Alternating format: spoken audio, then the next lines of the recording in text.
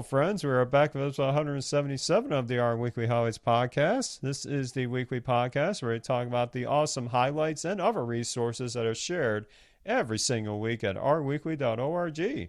My name is Eric Nance, and as always, I am delighted you join us from wherever you are around the world. And you know what, folks? All is right with the world because I am not flying the plane solo this week. I am my awesome co-host, Mike Thomas, making his triumphant return to the podcast. Mike, how have you been? Been doing well, Eric. Yes. Speaking about from around the world, I feel like I've been around the world a little bit. I was fortunate enough to be able to attend PositConf and see you there. And I know we weren't able to record that week. And then I sort of went straight from there to more conferences in Boston and elsewhere. And I'm finally just getting my feet back on the ground at home, back in the office. And I apologize to you for having to make you do it for a couple weeks on your own, but you did a great job. And looking forward to being back at it today. Yeah, I survived, but I think the listeners will agree that things are more correct now with you here. But yeah, back, and it was a couple episodes ago, I gave my kind of conference experience. I want to make sure you got some time to talk about what you thought about PositConf and anything you want to share with the audience about what you took away from that. Sure. Well, it's always just so sort of invigorating to get to be around other, data scientists and like-minded folks and listen to talks and just connect and collaborate and be in that community face-to-face together. So I thought they did a great job putting on the conference. I was able to see some of my team members at Catchbrook that I actually hadn't seen in person before, which was really special and really cool. I was able to be at the table when you saw him for the first time. That was awesome. Yeah. That's right. Shout out Ivan. And it was a fantastic experience. Some of the highlights for me, I guess, on the Shiny side were, really Joe Chang's talk about leveraging, large language models within your Shiny app that are able to essentially put together a DuckDB query, show you that DuckDB query just from natural language.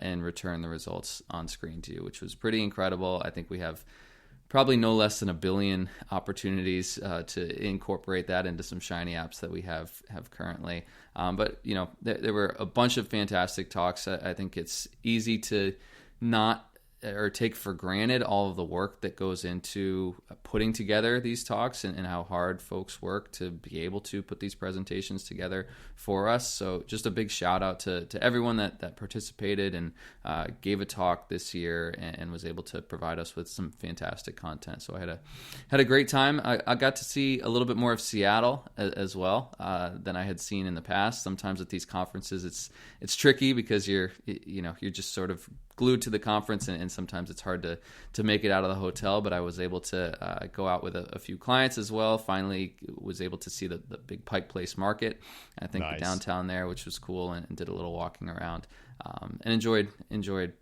getting out to the West Coast and seeing Seattle. So we'll see what, I guess, Atlanta brings next year. That's right, going to Hotlanta next year, so it'll be my first time there. But yeah, it's always funny trying to get a read of the room whenever they make those announcements. It's always, mostly cheers, sometimes a couple groans, but either way, it should be a good time nonetheless. I don't think there were any boos, so that's good. Yeah, that's true. Yeah. No heat, so to speak, from that announcement. But yeah, that was yeah. So that will be here before we know it, because I know the months go by fast. But yeah, it was, again, terrific to see you once again and to hang out with you a bit. And yeah, like you said, I was pulled in many different directions. So I didn't get to see as much of Seattle as I would like, but who knows? Maybe I'll be back there next year for other events or whatnot. But nonetheless, it was awesome. And yeah, I hope that the hype I put around Joe's Shiny announcement was worth it, because for the listeners, I had a sneak preview of that before Joe made that presentation, and poor Mike here was just asking me, any hints, and when's it coming? It's like, stay tuned for Wednesday, and yeah, it seems like it didn't disappoint. Yep, for anybody that needs this information, Eric is a great secret keeper. When I'm told to zip the lips, I know how to zip the lips, usually. This time I honor good old Joe on that one. But nonetheless, yeah, amazing experience. And we got to get to business here. We got our Fun R Weekly issue to talk about here. This has been curated by Sam Parmer, who was also at the PosiConf. I got a chance to hang out with him multiple times, and I actually had some nice dinner with him one of the nights too, just walking around the Seattle area. But he and I always have lots to talk about, and for this, he had tremendous help as always from our fellow RWiki team members and contributors like all of you around the world with your pull requests and other resource suggestions. We're going to get a little technical here, Mike, on this first one in areas that admittedly I kind of take for granted, but I guess could bite you if you're not careful. Now, with R is one of those you might call interpreted languages, which means that when you launch R, whether it's through the console directly, through its own GUI interface on Windows, or through an IDE like RStudio or the new Positron or whatever have you, you're going to get a REPL, which is kind of what the R console looks like. But if you don't know what REPL is, and believe me, even when I first got into it, I had no idea what that is. That is the read, eval, print loop. And both R and Python and other languages come with this so that you can type a command, hit enter, and then you get the result. Sometimes when you have a long command, you can actually space this out to multiple lines if you want, and just hit enter, and you'll get with a little plus sign. Not plus in addition, but plus to the new line that you're adding to that console input. And you can do this for as much as you want, albeit you might get tired if you do this a lot in the console directly. So for most of the time, we end up writing R scripts or Python scripts, depending on which language you are. And that way you can run the whole file, or you could send certain bits of that file into the console itself. Apparently, recently, there has been a user that had sent a lot of input to this console or to the interpreter itself, ended up hitting a limit that R has had historically for a while of 4,096 bytes. And I did a little crack research before this. Apparently a byte is a character, so it's kind of a one-to-one translation, which means that this user was sending a string of command that was over 4,096 bytes in that session. It might not actually be that long though, right? If that's a character, it's not like it's 4,000 lines. How many characters if you get your 80 width, right, is what we try to adhere to. Well, yeah, for styling, sure. Yeah. For styling purposes. So in a regular 80 width set of lines, that's going to be, let me do some quick math here. Oh boy. Dangerous. 51 lines? Well, there may be something else going on here, and this is where, again, we're going to get into the weeds a little bit by the author of this post that comes directly from the R blog, Thomas Calabura, who is one of the members of the R core team, apparently has been diving into this issue as a result of this report that went on the R Develop mailing list. And apparently now there have been advancements in R, the development version, to help get to quote-unquote unlimited lines that you can throw through the parser. So I'm going to give you my take on how this works. This is a lot of machinery here that admittedly I've not gotten into as much, but one has to wonder just what process was generating that massive set of input that was causing all these bytes to be limited. And again, maybe I have it completely wrong on what a character translates to bytes, but nonetheless, let's talk about how when you send a command to R, how it actually gets in there. So first, Tomas is quick to point out that the parser is not the issue here, because the parser needs the functionality to look at code with input of technically unlimited length that could span multiple lines. And one concrete example that he highlights here is an if statement, because in an if statement, you need to look at that entire if statement, everything going into that, to know what to do in terms of the rest of the console input. So that is always going to have to be parsed in the theory of an unlimited length, depending on how extensive that is. So that's where that needs to happen.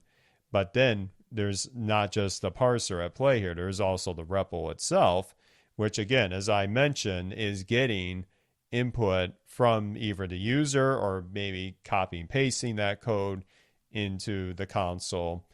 And there is under a hood an API function in R itself. They call it R_read console, which is modeled after a C function called fgets. Again, outside of my wheelhouse here. But apparently that has a capability to know whether it's getting one massive line or if it's getting multiple lines that are separated by, say, a carriage return. Hence, like I mentioned earlier, when you type a line, hit enter, but you're not done yet, you'll get that plus sign in the console. It's going to know how to interpret that. But that buffer, that basically that empty space, if you will, that the REPL uses to grab all this input, has been in a constant definition for the limit length, which has been 4,096 bytes, apparently since 2008. And before that, it was actually 1,024. So it was much smaller back then. So apparently there are ways, up until recently, where you could overflow this REPL buffer. I don't think that's to be confused. I'm abusing terminology here, but I often hear about buffer overruns when code crashes. I don't think this is quite the same, but nonetheless, the consequence here, up until recently, is that if you had an input that was expanded past this 4,096 limit, it would just truncate it. So it was as if you just didn't type in the rest of your code, so to speak. So that again, that's been a gotcha apparently that some people have seen, but now seems like that is a thing of the past in the development version. So there are improvements that have been made, but there are some nuances to keep in mind in terms of where you're actually interacting with R. So there is on Windows historically been, since my early days of R, the R GUI that comes when you install R on a Windows machine that has, again, it looks like its own mini IDE, if you want to call it that. It's got its own console in there, but there were issues that have been identified with that that make it so that that buffer size was getting hit more often than it should.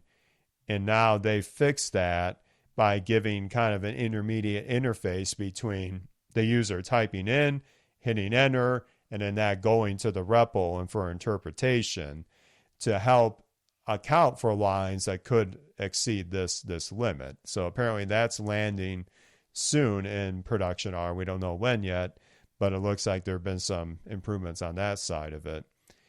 And then the R term itself, another thing within Windows, that's like the console itself, which is getting enhancements as well to help circumvent some of these limitations. Again, I'm not a Windows user anymore, so I don't know exactly if that will affect me day to day. My guess is not for those out there. And then Linux, Unix in general, also have a function here because they use a read line library whenever you start typing in the console and then sending that to the R interpreter. That has had limits before. You may run into that, give or take, depending on what OS you're on. I mean, Mac OS also encounters this. But in conclusion, Tomas says that there are ways you can defend yourself against this. I think the biggest way is to put everything in a file, usually, if you have a huge, massive chunk of code. Otherwise, it looks like if you are grabbing this code from, say, another process that's generating it, I wonder if it was kind of akin to when you have JavaScript and you can make what's called a minified JavaScript file where it takes away all those carriage returns, but then you get this like massive wide text that the JavaScript parsers know how to deal with. I wonder if something like that was going on with this user and they were just getting this massive, massive string of R code that was causing these limits. Again, speculation on my end. But it looks like these limitations are hopefully going to be a thing of the past if you've encountered them before. So, again, we invite you to check out the blog post because I've only gone high level on what Tomas has outlined here. But if you find yourself in this situation, then yeah, this post may help you, encourage you that the new versions of R will have a more unlimited limit, if you will, as opposed to this more truncated 4096 limit. Well, I try to do it justice anyway. Like, what are your thoughts on this? No, Eric, this is a tricky one, and I think you boiled it down for us as best as possible. I think it, again, reminds me of like how much actually goes on under the hood when you execute an R function, right? There's a lot of wizardry to compile that code and to get it to execute, right? The actual C code, right, that is Right. getting run under the hood, and a lot of work goes into making this all work perfectly across different operating systems as well. So it's pretty incredible how easy it is for us to take for granted about how well that works. And this is a limitation that I haven't run into myself necessarily before. I think seen some strange things when I try to copy and paste, large amounts of code into the console, and I certainly try to avoid that, especially when I'm jumping between IDEs and RStudio versus VS Code and dev containers and things like that. I'll run into some strange issues. So I think, as you said, a best practice to keep in mind is to just contain everything in scripts. If you have something really long that you want to execute, you can source that script if you want, or just highlight the code that you want to run and execute that code itself, as opposed to copying and pasting large amounts of code directly into your console. This also brings me back to my early days of R and R GUI, which is something that I had not opened up in quite a long time, and it brought back some memories pretty quickly, because that is admittedly where I started in R. I'm not even sure if RStudio existed when I was getting started in R, not to date myself too much, but at least... Speak for yourself. My goodness. You know what IDs I had to use in the past? Good grief. Oh. And when you do install R, I was looking at my local R installation and seeing rgui.exe, rterm.exe, and these are, I guess, things hanging around that we sort of take for granted, right? That are packaged in with our local installation of R. But if you're using RStudio, or if you're using Positron nowadays, or VS Code, or whatever it is, these sort of legacy items, I would imagine that rterm is still applicable, but probably rgui isn't applicable for folks using one of those IDEs. These legacy executables and applications, if you will, are still there. If you wanted to get some nostalgia, pop into them and try a little bit. I remember after I found RStudio, I started a new job and was working with somebody who was writing a little bit of R code, but we were sort of siloed, so we weren't working together very well. And I went over to his desk one day, and he was using rgui and didn't know that you could write an R script and save an R script that you could rerun later. So he thought that you just had to save commands in a notepad text file or something like that. And that was the way, I guess, that his professor taught him in university. It never showed him that you could save an R script, which is a little scary, but it makes me think about how far we've come. But really, really interesting blog post. It sounds like this is a potentially solved issue in the coming releases of R, and maybe something that we don't necessarily have to dive too deep in the weeds on in the future, or worry about, because they're handling so much of this behind the scenes stuff for us. Yeah, again, all the machinery behind the hood here, or under the hood of R. Yeah, we definitely need to appreciate it more in the fact that we can have modern tooling on top of it and still leverage, the language in many different ways. Yeah, it's a testament to how far things are going, and yeah, development is not slowing down anytime soon. So, yep, a lot of things that you can go down rabbit holes of, and certainly this is one of those.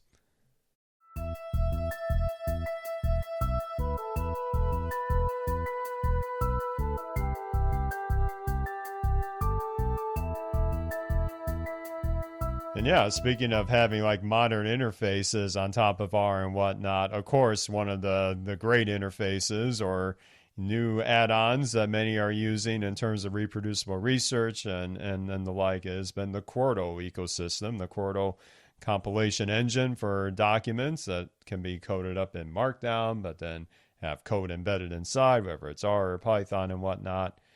And one of the best things about Quarto has always been the ability, of course, to write in Markdown.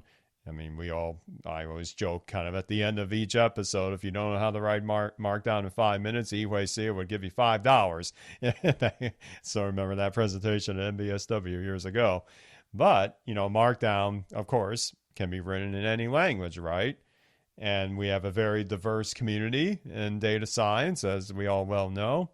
So what if you're in a situation where you've written this great Quarto document, and now you want to send that to collaborators that have a different, spoken language or primary language?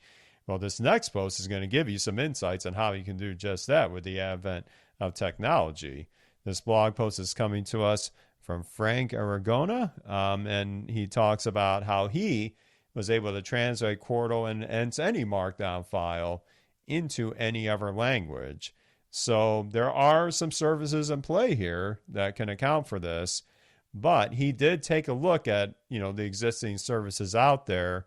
Unfortunately, a lot of them, in his opinion, require API access that ends up even needing your credit card, even if you're not planning on paying for it, services from Google and others like DeepL or whatnot.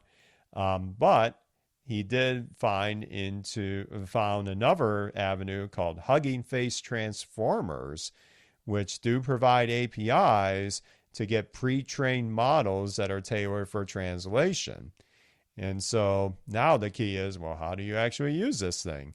There is an existing R library for Hugging Face, but it required Conda to install some Python libraries. And like the author here, me and Conda don't quite get along, especially in my work environment. So, of course, I look for ways to simplify that. So he ended up coding up a more friendly wrapper to install these packages via Reticulate and the pip, install interface for Python. And of course, this does necessitate Reticulate. And then through his package, it'll download the Hugging Face Transformer Python bindings, which again, I'm not as familiar with. But once that's in there, he's got a Python package now, or an R package called Translate MD. He's got the coding in the blog post of how to get that onto your system once you have Reticulate ready to go. But it's going to spin up a virtual environment for you, which again in the Python world is like what we have for renv, for containing your dependencies. Calls it R transformers, but you can rename it whatever you like. And then once you have that ready to go, you can feed in a Quarto document, and it will basically have a multi-process approach. It'll parse the Quarto document, apply the translation, and then in that kind of tidy form of the parsed translation, it'll then now rewrite to a new Quarto file, a new document of the translated language. So he's got a snippet of how this looks when you start parsing it. And much like how we talked about in previous highlights, when you talk about parsing code files, you do see different areas that have been parsed, whether it's the YAML, inline text, headings, more inline text, blocks of code or whatnot.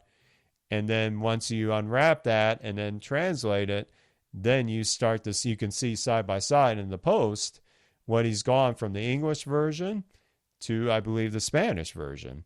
So that looking pretty good. And then he's got a little picture at the bottom of the post that shows the two documents side by side. But like everything, Mike, there are a little bit of gotchas here that you might want to be aware of before you translate this. Why don't you walk us through some of the little bugs he's found here? Yeah, there's a couple of bugs it seems like you might have to manually adjust for, and it's actually some of them are somewhat evident just from the two screenshots, which are really cool. I think an awesome feature of this blog post, showing on the left the English translation, or the original, I guess, Quarto document, if you will, and then on the right side the equivalent Spanish translated version of the same Quarto document. So it's really cool to see these two things side by side. One of the things that unfortunately happened during the translation is that a particular section header that had a single, pound sign to be able to have that as sort of an H1 header, the pound sign got removed, or for the hashtag for the younger audience out there. So you can see sort of on the right side that bold heading that would correspond on the left side doesn't exist in the Spanish translation. So it's just something that you would have to go into, I think, and add that pound sign yourself. Not a huge deal in a small document. Probably in a big document situation, it would be a little painstaking to have to go through and do that in a lot of different places. We just rolled out 9 Quarto reports that were due on the 31st that we rolled out to our clients, and each one of them was about 77 pages long. So in that case, would have been difficult for us to do, but if you have a small little Quarto report, it shouldn't be too big of a deal to go in and add those headers. And there's always Control F too, right? That we can try to find the particular header text and then go in there and just stick that pound sign in front of it. The light parser package, which is leveraged here, has a known bug as well with Quarto chunk YAML parameters. And in particular, if you have a chunk that is specified as eval false, such that the code shows up, but it actually doesn't get evaluated, it translates that into eval no. The NO instead of eval false. So it looks like the light parser package is working on rectifying that issue. I haven't looked into it yet. Frank, the author of this blog post, says that hopefully this is fixed, but maybe we can do a little follow-up next week to take a look at whether or not that bug still exists. But Frank also wraps up by letting you know that it's probably a good idea, because we're potentially automating a lot here, to go through the translated document and really with a fine-tooth comb make sure that there are no other bugs. Because I think in situations like this, right, it can handle a lot for you, maybe upwards of 90%, but some of those edge cases, depending on what you're trying to do in your Quarto document, we do a lot of crazy stuff with include chunks, child documents and things like that. So you never know. If there are particular edge cases that this translator has not been able to solve yet at this point. So I think it's a good idea to take your time and take a look at the output. Know that a lot of the manual work that you would have had to have done has been taken care of for you, but there might still be some little spots you might have to tune up. Yeah, it's not a direct one-to-one analogy here, but I've been looking at things like this even for the production of this very show. The podcasting service that we use has a functionality where we'll produce a transcript for our episodes, right? I mean, it's kind of like a translation from audio to text, so it's not quite the same.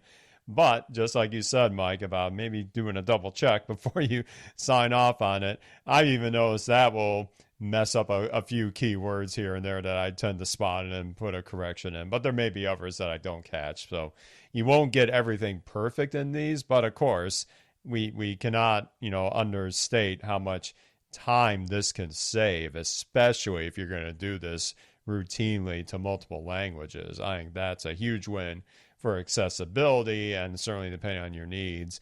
I could see a use case where maybe you have an application, whether it's Shiny or something else, and the user's doing a bunch of stuff, and you want them to download a reproducible report of those findings.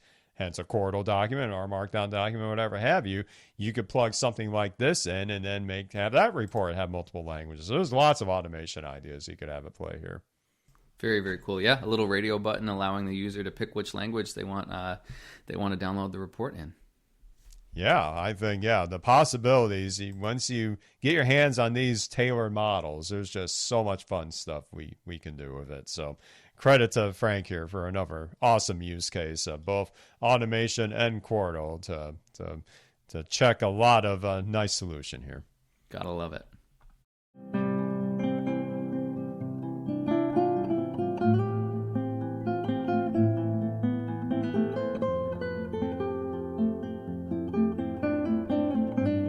Last but certainly not least in our highlights episode here, we've got another great use case of, speaking of cleaning things up sometimes, Yeah, yours truly code sometimes needs to get cleaned up a little bit. I know, Mike, you write perfect code every time, right? Right? Ha! I wish. You wish, yeah. You and me both. Well, that's where you could manually look at what you've messed up, which again, I often do, and make the corrections. But there are ways that you can have something else scan your code and make your life a bit easier. And that, again, is our last highlight for today.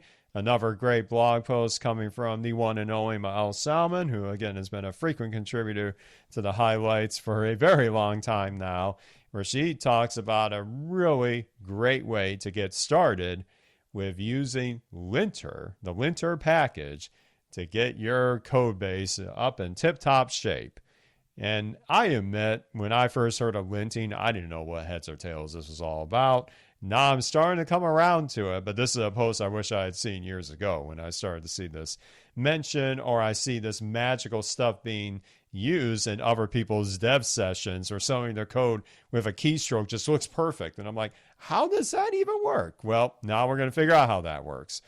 So, again, the lint-R package is what drives this in the R ecosystem, but many languages have equivalents in their package ecosystems. The first step is you need to tell linter what it's going to do, and that is through a configuration file. And so that is with the syntax name of .linter, so it's by default a quote-unquote hidden file. But if you put that at the root of the project that you're going to use the linter on, you can then put different options here.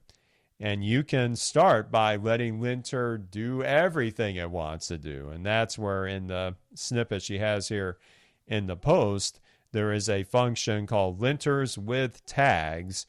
And tags is an optional parameter. If you make it null, it's going to use everything, every check that it wants to do. And then also the encoding as well, which most of the time you can do UTF-8. Sorry for any Windows users that have to do something different than that, but that's usually what I stick with. And then once you have that, if, say, you're writing a package, like in the use case of this post, you want to lint it, it's just lintar : lint underscore package. And then it's going to, depending on the environment you're running in, say in our studio ID, you're going to get another tab appear next to your code or console where it'll highlight all the different issues that the linter has identified. And yeah, yours truly sometimes has a long list of this, and I have to parse through this a little bit. So now you know what the issue is. What are you going to do about it? So Miles outlines a few points here, Mike. Why don't you take us through what you might want to do once you've found the problems?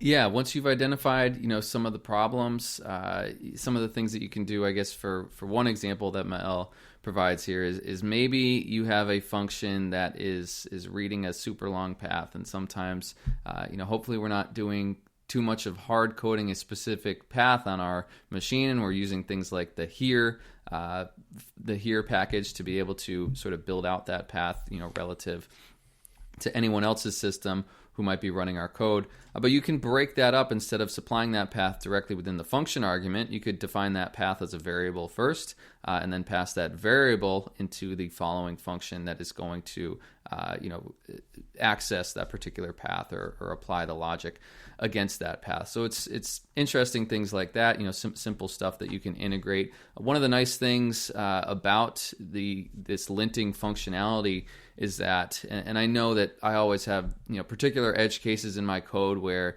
maybe it's just not possible to get this line down to 80 characters, for example. Like, it's not feasible. I would have to use, glue or paste statements, and it would start to get ugly, and it's only 83 characters, and it just really sort of makes sense to leave it the way it is. So if I want to skip the linting for a particular line, you can actually add this string called no-lint, and then the name of the linter exclusion to a specific line in your .linter file, I believe.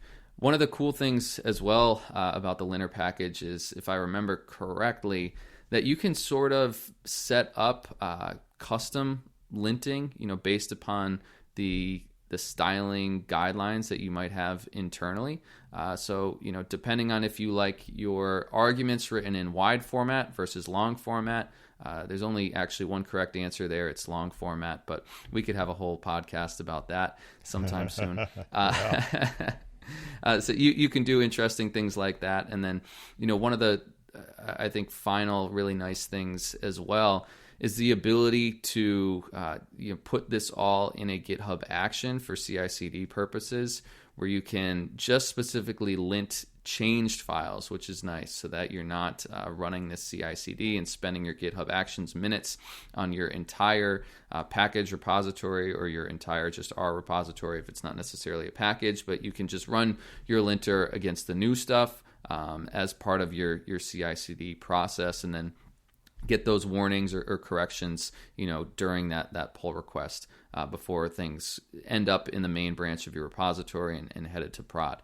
I think that's really interesting. It's something that we haven't leveraged at Catchbrook before. Most of our CI/CD is just around either rebuilding the package down site or running unit tests. But linting, I think, is a really cool additional use case for having these automated checks as part of your continuous integration workflows. And I really appreciate Mael calling out the ability to be able to introduce linting as part of your CI/CD process, and particularly only linting the change stuff, because that's something that we struggle with as well on occasion, is using up a lot of GitHub Actions minutes on code that's already been checked before. Yeah, one interesting thing about the relatively newer IDEs out there, or new uses of IDEs out there, is that even just writing our code itself, depending on your settings, I'm thinking, of course, of the VS Code R extension. It will by default run linter already, and it will already highlight in your code where you're like, past 80 character width, or other things where it thinks you're referencing a variable that hasn't been defined yet. And I admit there are times where I don't want to see that right away. I just want to see that maybe when I'm close to my cleanup stage. So there are ways that, as Mel's outlined here, you can turn certain checks off. I'm still getting to know the best use cases of that. For me, I admit I haven't put it in GitHub Actions yet, because I don't want to say I have trust issues, but it's something that's going to edit your code. You're kind of a little nervous. Is it going to get it right? When we just saw about the translation thing, it might not get always translations correct. So, but maybe I need to trust more. Trust the process, as an old sports cliche goes. Me too, Eric. Yeah, it's hard during development when you see in VS Code, the problems panel, right? Just loaded down with all sorts of problems with the linting of your code, and it can cause you to I guess spend some unnecessary time at the beginning of the process, as opposed to doing that final cleanup once things are in a better state. But maybe that's just my workflow, and maybe it's actually helpful to rectify those things up front. So to each their own. Yep, exactly. I still remember doing those Twitch live streams back in the day, and suddenly I'd boot up VS Code, and this file has 10 or 20 of these squigglies underlined. And I'm like, oh, the poor viewers are seeing my sloppy code. Oh no! So then I quickly turn that linter off, and it looks like everything's perfect. Wink, wink. Exactly. Not really. The each their own, exactly. But yeah, as always, the tooling is there. It's your experience, right? How you want to tweak it, but it's, again, great that we have all this at our disposal for sure. And we have a lot at our fingertips, if you will, when you look at the rest of the R Weekly issue that Sam has curated for us. And we'll take a couple minutes here for our additional finds. And a huge congratulations must go out to my fellow members of the R Consortium Submissions Working Group, because the R Consortium Submission Pilot 3 has officially been approved by the health authorities at the FDA.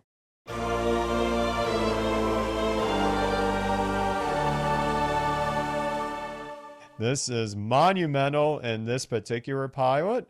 This was looking at the ways of using R to create what in the pharma industry we call ATOM data sets. That's a specific format that is kind of longitudinal in nature, but it's often a key intermediate layout that is used to populate tables, figures, and listings that often go into our clinical study reports.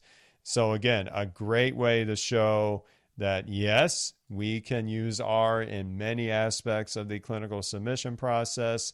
This was certainly a key focus of my PositConf talk on the efforts of Shiny and WebAssembly. But again, we're looking at all the different parts of a pharma submission process. And like always, all the materials are reproducible. All the materials are on GitHub. We want to make sure it benefits all the entire industry. And again, we invite you to check out the blog post, but it's got all the key contacts that have been involved with this. So my thanks to everybody that led the project, both from the working group side and the regulators side. We could not do this without them. So again, major congratulations. And that means I'm up next, so to speak. I'm on deck for Pilot 4, so I'm super excited. Congratulations to everybody involved, Eric. That is monumental, really exciting to see, especially the industry that you're working in, really adopt R so heavily and really sort of pushing the language to be able to change the world in a lot of ways. So that's fantastic. Really excited for you. One additional find that I had is what looks like a Shiny Live potentially app that's hosted by Sharon Mocklis that she created, and it leverages the RToot API, which interacts with Mastodon. And what she has is a nice little interactive table here. It looks like DT that posts a list of all of the accounts on Mastodon that have made a post with the RStats hashtag at least twice in the last 30 days. So there's some familiar names on here. I see Dirk Edelbutel, Steven Sanderson, Luke Pembleton. I see a lot of folks that I follow in the Kelly Bodwin data science community as well. So it's really cool little app to be able to explore. And I believe congratulations goes out to Sharon as well on her recent retirement, but it seems like she is not retiring from doing continued R and data science exploration.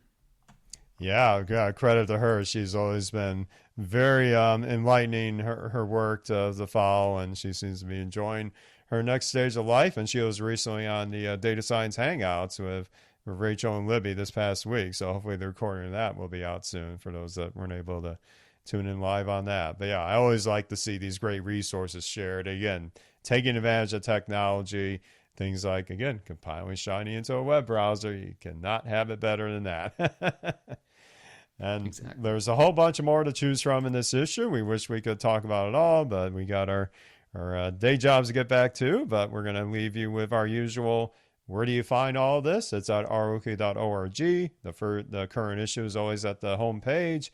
And, of course, the archive's available, too, if you want to check all the back catalog out as well. We have a searchable bar if you want to search for specific topics as well. And this project is driven by the community, so we invite you to share that great resource you found online, wherever you wrote it or you found someone else's great resource. Please give us a pull request, which is linked at the top right corner at rook.org. All marked down all the time. You won't need a fancy API to translate that. You just put in your link. You are all set to go. We have the template right there for you. And as well, we love to hear from you in the audience. That is, you got a few ways of doing that. So you can get in touch with us via the contact page, which is linked in the episode show notes in your favorite podcast player that you're listening on. You can also send us a fun little boost if you have a modern podcast app as well. You can also get in touch with us on the social medias, on the aforementioned Mastodons, where you'll find me the most. I am at our podcast at podcastindex.social. You'll also find me on LinkedIn. Just search my name and you'll find me there. And on the X thingy occasionally with at the Rcast. Mike, where can the listeners find you? Sure, you can find me on Mastodon at Mike_Thomas at fostodon.org, or you can find me on LinkedIn if you search Ketchbrook Analytics, KETCHBROOK. You can see what I'm up to. Very good. And yeah, you got a lot of things cooking. Man, it must have taken you a lot of time to write all those quarter reports. Great job nonetheless. Thank goodness for parameterization. Let's just put it that way. Oh, yeah. That was a hot topic on the last episode, if you want to listen to that as well. Yep. I've been using that a lot in my day job, too. I cannot live without it. So we can't parameterize everything in our life, but we can parameterize reports. So with that, we're going to close up shop here. Again, great to have you back in the saddle once again, Mike. It's great to not have to do this alone for a third week in a row. No, I'm back for a while now. That's awesome. Awesome. Yeah, exactly. So we're going to close up shop here. That'll do it for episode 177 of our Weekly Highlights. And we'll be back with episode 178 of our Weekly Highlights next week.